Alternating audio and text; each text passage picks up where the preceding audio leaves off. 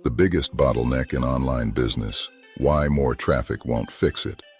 Most online entrepreneurs think the solution to their business struggles is simple: just get more traffic.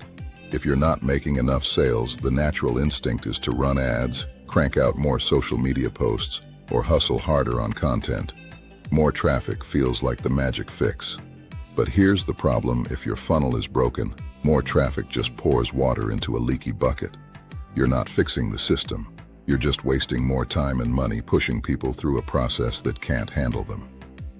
This is where the idea of a bottleneck comes in. Think of your business like a chain. The strength of the chain doesn't depend on its strongest link. It depends on its weakest. In an online business, that weakest link might be your offer. It might be your checkout process.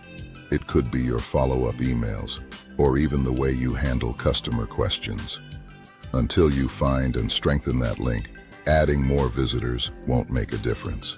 Here's a simple test you can use. Imagine that tomorrow, your traffic doubled overnight. Would your revenue also double? If the answer is no, then traffic isn't your real problem. Somewhere in your funnel, there's a point where people drop off. Maybe they land on your sales page but don't click buy. Maybe they buy once but never return because there's no upsell or follow-up. That's your bottleneck. And unless you fix it, all the traffic in the world won't help. The good news is you don't need to fix everything at once. You just need to focus on the one constraint that's holding back growth. That's the leverage point. Improve the bottleneck, and suddenly the whole system improves. Your existing traffic starts converting better. Your customers stick around longer. And only then does it make sense to add more traffic, because now the system can handle it. So before you spend another dollar on ads or another week chasing more eyeballs, stop and ask yourself, what's the real bottleneck in my business? If traffic doubled, would revenue double? If not, you know where to start.